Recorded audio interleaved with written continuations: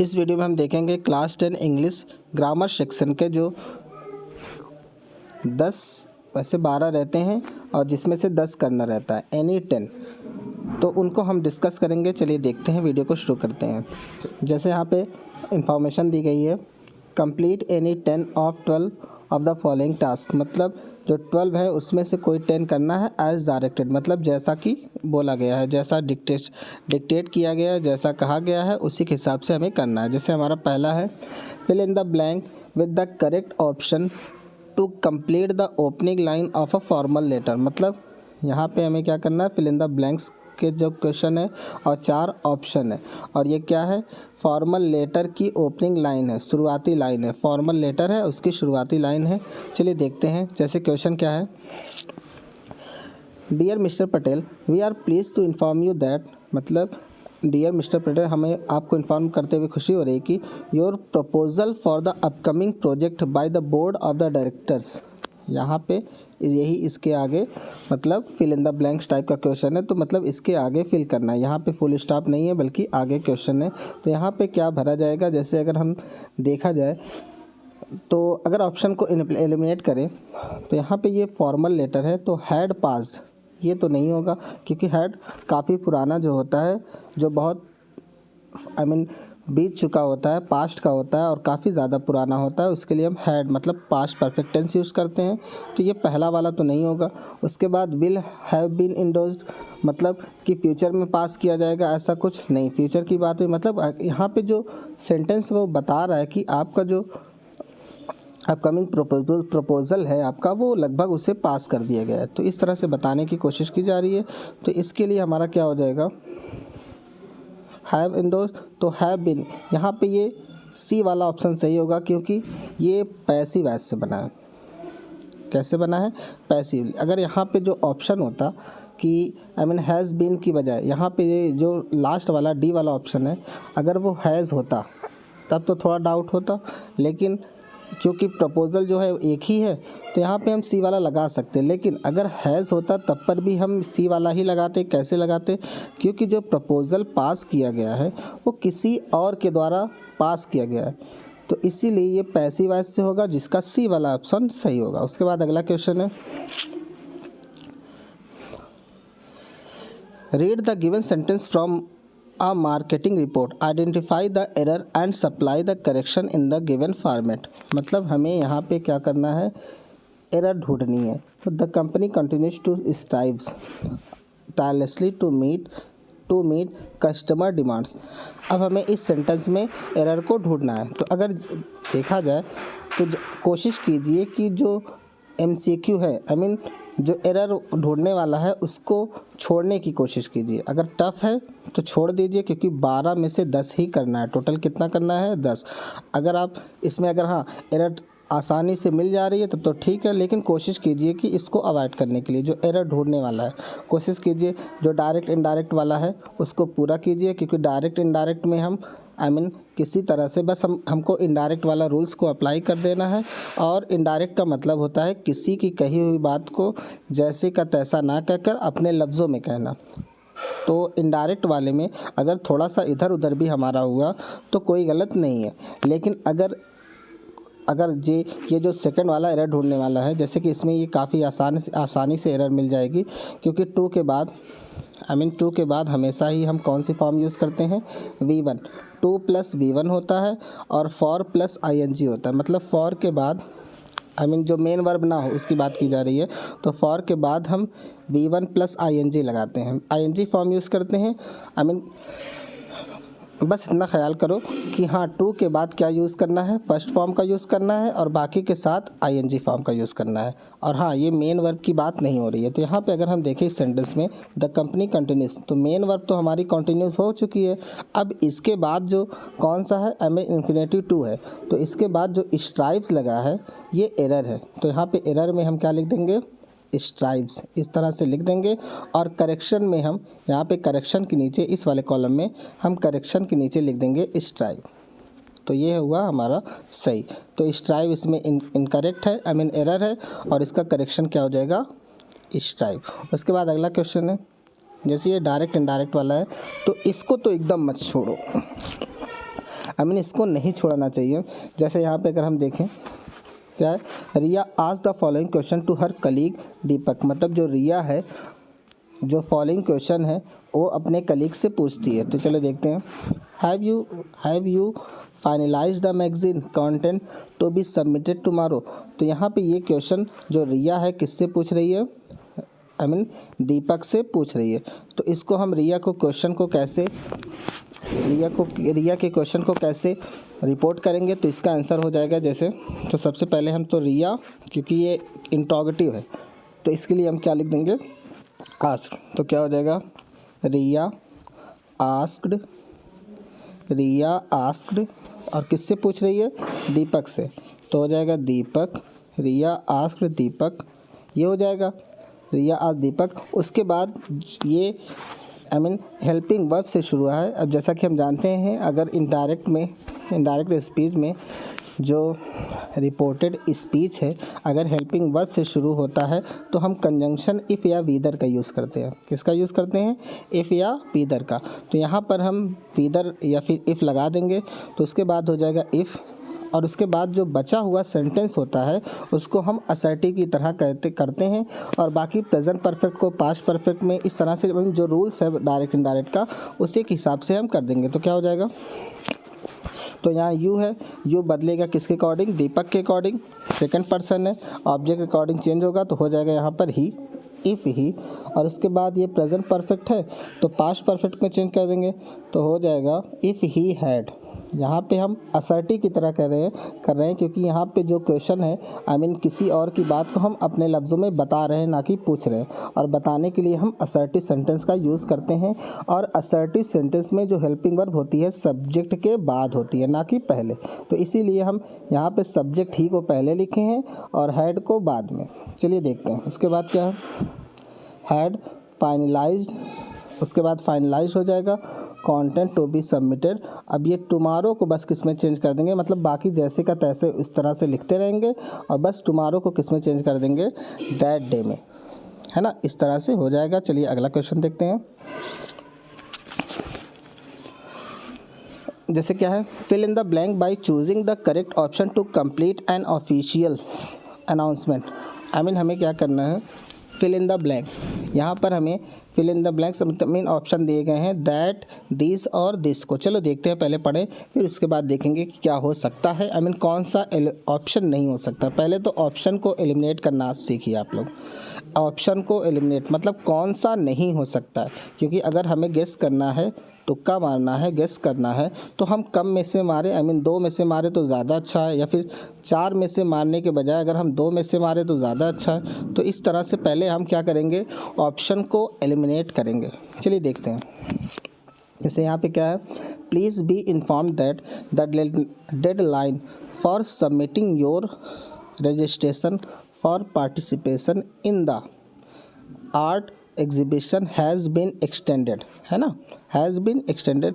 अब यहाँ पे दैट, अब दैट जो होता है ध्यान से समझिए, वैसे these inform that submitting your registration for, मतलब आपका जो रजिस्ट्रेशन है पार्टिसिपेंट इन द डेडलाइन, मतलब जो डेडलाइन है, आई मीन यहाँ किसकी बात की जा रही है, डेडलाइन की।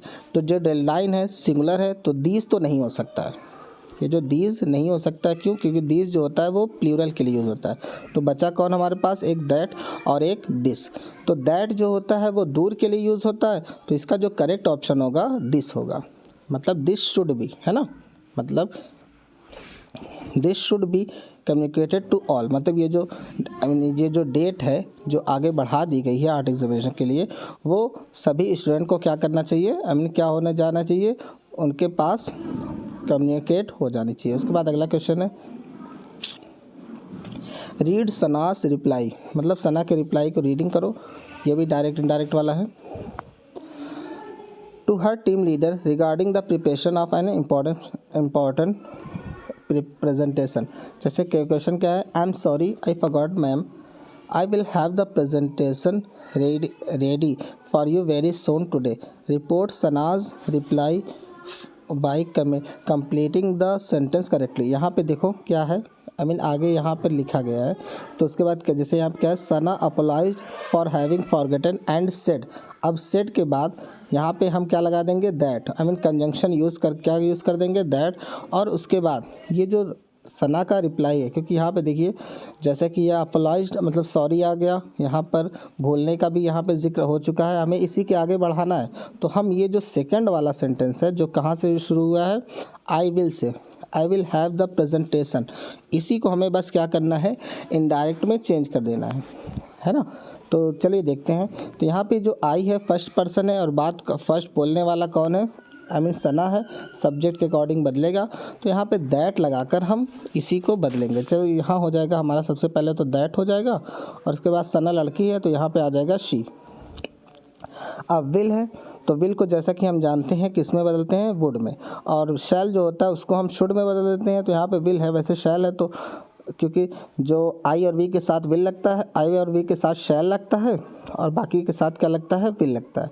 तो बाकी आई मीन रिमेनिंग जो सब्जेक्ट है उसके साथ हमें जब आई मीन विल लगाना है तो विल जो होता है वो किस में बदलता है, वुड में। तो इसका आंसर हो जाएगा, चलिए देखते हैं क्या हो जाएगा, she would have, she would have, she would have the presentation ready for you. अब यू जो है उसकी मैम है, मैम है तो मतलब वो भी लड़की हैं। तो ये जो यू है आई मीन ऐसे ये लिखता चला जाएंगे। अब ये जो यू है उसको हम बदल देंगे किस में, हर में। आई मीन जो लिखा है शी वुड हैव, उसके बाद द प्रेजेंटेशन रेडी, ये लिखने के बाद हम यहाँ पे बस किसको चेंज करेंगे, यू को। और यू को किस में बदल देंगे, उसकी मैम के अकॉर्डिंग बदलेंगे। और उसकी मैम जो है लड़की है, गर्ल है, और गर्ल के लिए जैसा कि हम जानते हैं हम क्या यूज़ करते हैं, शी। और शी, ये यू कौन सा केस है, ऑब्जेक्टिव केस, और शी का ऑब्जेक्टिव केस हर होता है, शी हर हर। तो हर हो जाएगा वेरी सून। और ये बस टुडे को हमें क्या करना, वेरी सून को वेरी सून ही रहने देंगे और जो टुडे है उसको हम बदल देंगे दैट डे में। इस तरह से हम इसको चेंज कर देंगे और यहाँ से हमारा ये कंप्लीट हो जाएगा। तो हमें क्या कहाँ से कहाँ तक लिखना है, दैट से लेकर इसको हमें क्या कर देना है, यहाँ से यहाँ तक, आई विल से लेकर इसको बस कर देना है किस में, इनडायरेक्ट में चेंज।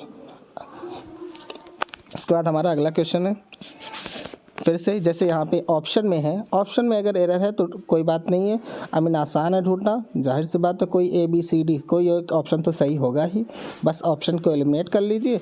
उसके बाद जो आई मीन कोशिश कीजिए जिस तरह से ज़्यादा कम में से हमें चूज़ करना हो। चलिए देखते हैं क्वेश्चन को। जैसे हमारा अगला क्वेश्चन है, identify and correct the error in the given line taken from an online news report.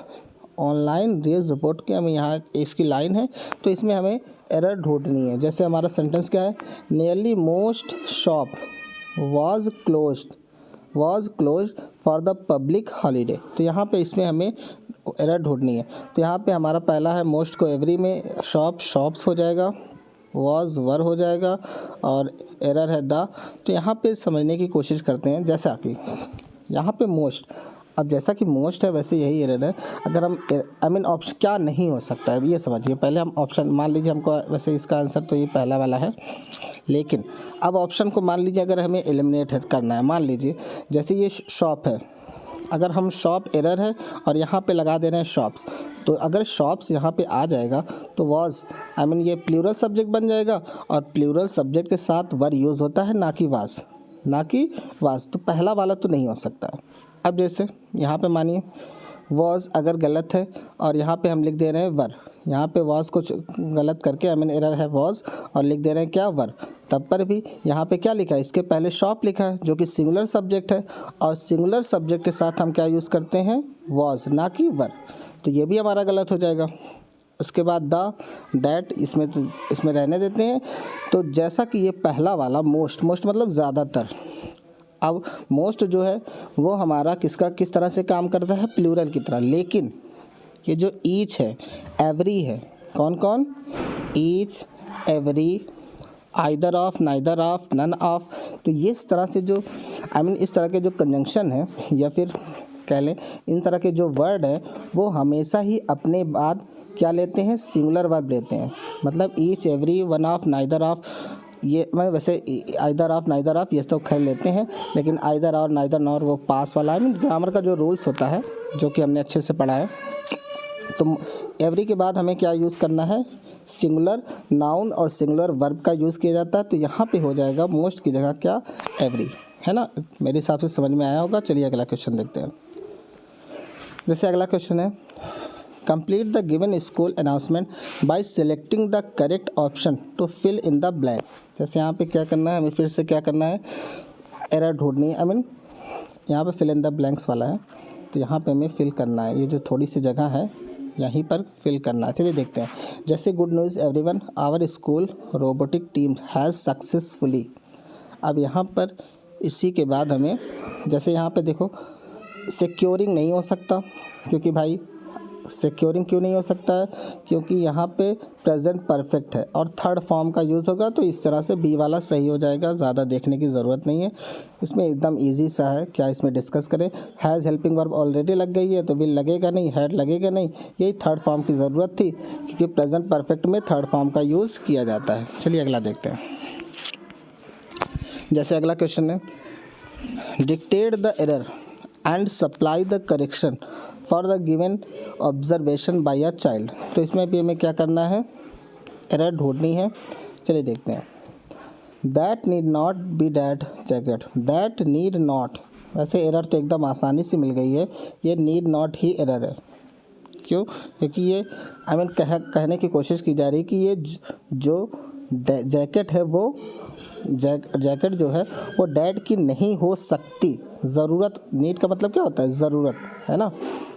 Need not, हम जैसा कि जानते हैं, जो नीड है एज अ हेल्पिंग वर्ब और एज अ मेन वर्ब दोनों यूज़ किया जाता है। जो नीड है और डेयर, दूसरा वर्ड कौन है, डेयर। ये जो नीड और डेयर, इन दोनों का यूज़ हम एज अ हेल्पिंग वर्ब मतलब वही सब्जेक्ट के बाद यूज़ करना, और एज अ मेन वर्ब दोनों करते हैं। लेकिन हाँ, जो मीनिंग है वो बदलेगी नहीं। नीड का मतलब ज़रूरत है तो ज़रूरत ही रहेगी, बदलेगी नहीं। और डेयर मतलब जो हिम्मत है, जैसे I dare not go to dare, मतलब मेरे, तो इस तरह से मतलब जो डेयर है, डेयर का मतलब हिम्मत होना, तो जो मीनिंग है वो नहीं बदलेगी।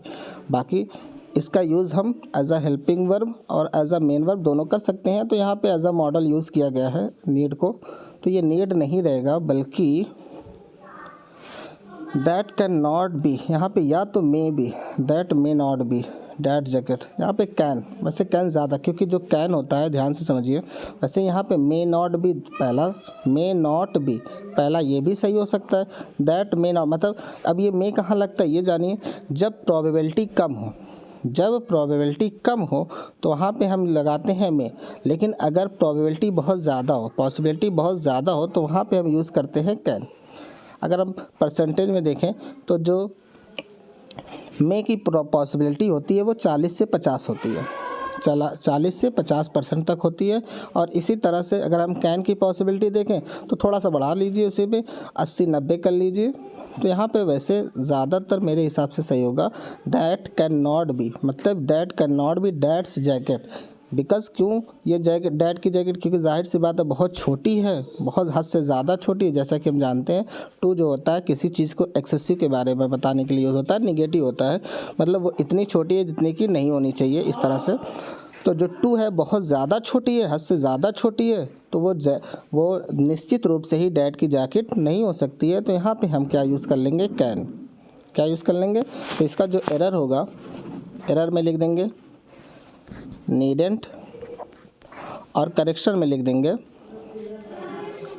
कैन, कांट, CAN, कांट, है ना। अगर बी बढ़ाना चाहें तो बढ़ा सकते हैं, उसमें आपका गलत नहीं होगा, लेकिन यहाँ पे नीडेंट या फिर कांट, है ना। तो इस तरह से आपका हो जाएगा। उसके बाद अगला क्वेश्चन है,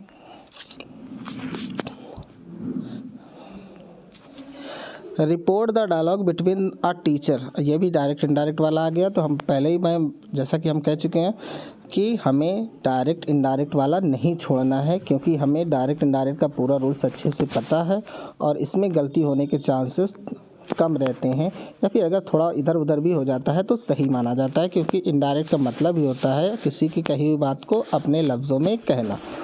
बस डायरेक्ट इनडायरेक्ट का जो रूल्स है उसी के हिसाब से हमें कर देना। चलिए देखते हैं। जैसे यहाँ पे क्या, report the dialogue between a teacher and a student by completing sentence. Teacher, did you everyone did everyone understand the new assignment students yes we all got it thank you. उसके बाद क्या है, जैसे चलिए देखते हैं। The teacher asked if everyone had understood the new assignment to which the student expressing their gratitude, है ना, to which the student respond, तो यहाँ पे हो जाएगा रिस्पॉन्डेड, मतलब जिसका रिस्पॉन्ड, यहाँ पे हम यस की जगह क्या लगा देंगे क्योंकि यहाँ पे हाँ ना वाला है नहीं, रिस्पॉन्डेड इन असर्टिव या फिर अफर्मेटिव, हम दोनों भी कर सकते हैं।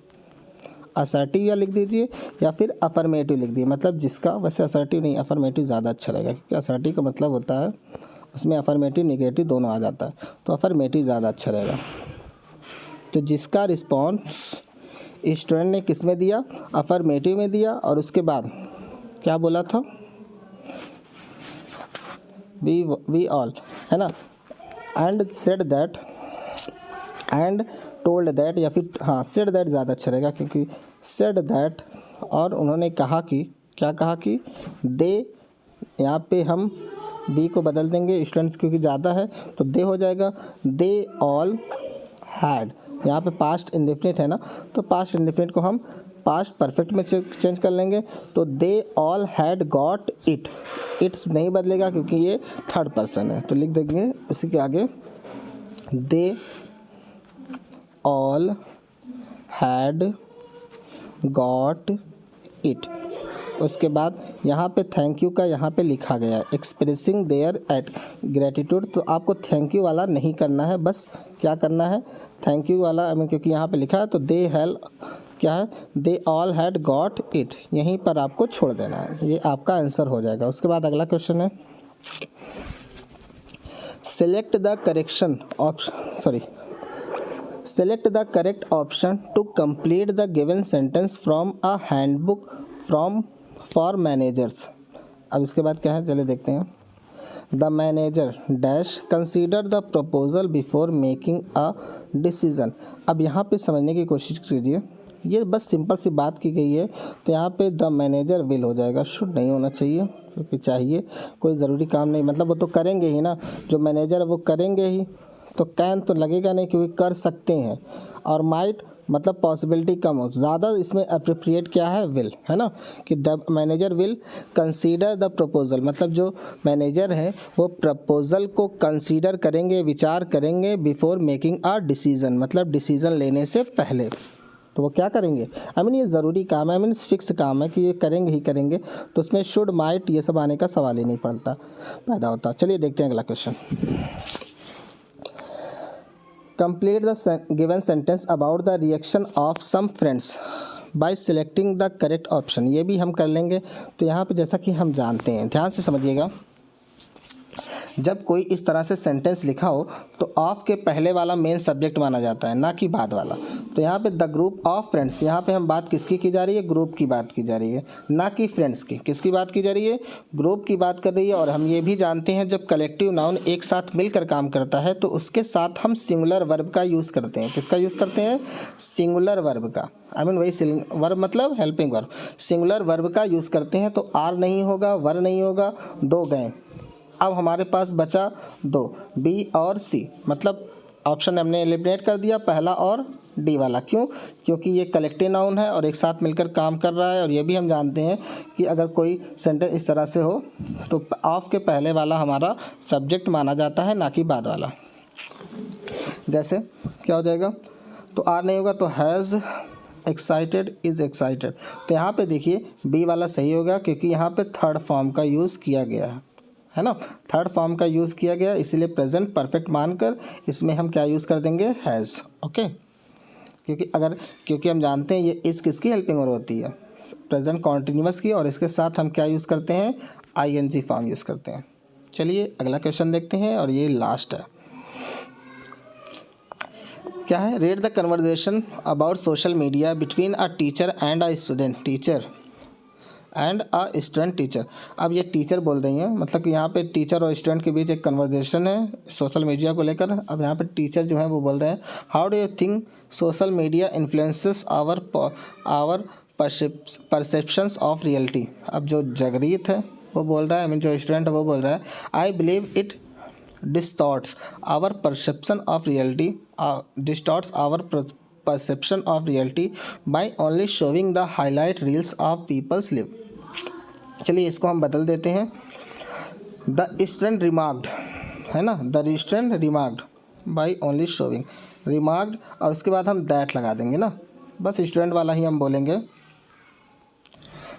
मतलब जो स्टूडेंट है वो रिमार्क करता है। अगर हम इसमें देखिए समझने की कोशिश करना, अगर हम अबाउट सोशल मीडिया इस तरह से लिख भी देते हैं तो हमारा गलत नहीं होगा, लेकिन कोशिश बस यही कीजिए कि जो है सेंटेंस उसी को हम क्या कर दें इनडायरेक्ट में चेंज कर दें, ज़्यादा उसमें हम घुसने की कोशिश ना करें, आई मीन उलझने की कोशिश ना करें। तो चलिए देखते हैं, द स्टूडेंट रिमार्क्ड दैट, हो गया, दैट लगा दिए। अब आई को हम बदल देंगे किसके अनुसार, मतलब जो स्टूडेंट है जो कि लड़का है, जगरीत नाम लड़के का लग रहा है, तो इस तरह से हम लगा देंगे ही। उसके बाद बिलीव को बदल देंगे, क्योंकि ये यूनिवर्सल ट्रुथ तो नहीं है, ही बिलीव, उसकी जो सोच है वो बदल भी सकती है, तो हम इसको हम बिलीव को बिलीव्ड लिख देंगे। इट डिस्टॉर्ट्स, अब यहाँ पे ये जो इट है दूसरा सेंटेंस आ गया, तो ये जो डिस्टॉर्ट्स है उसको हम ED, I mean second form लगा देंगे, डिस्टॉर्ट्स को ईडी लगा देंगे। डिस्टॉर्टेड, हमें सेकंड फॉर्म का यूज़ करना है, जो भी सेकंड फॉर्म हो उसकी सही वो यूज़ कर लेंगे, ईडी लगा देंगे। आवर को हम बदल देंगे किस में, देयर में। उसके बाद perception of reality by only showing the, by only, तो यहाँ पर बस हमें इतना सा ही करना था, बाई, ये बाई से पहले तक, यहाँ से यहाँ तक, क्योंकि इसके बाई के बाद वाला तो हमारे क्वेश्चन में ही तो है, आई मीन तो हमें बस इतने को ही क्या करना है, बदलना है, किसमें, इनडायरेक्ट में। तो समझ सकते हैं ये इनडायरेक्ट वाला कितना ईजी होता है। तो इस तरह से ये हमारा पहला वीडियो कंप्लीट हुआ। Thank you.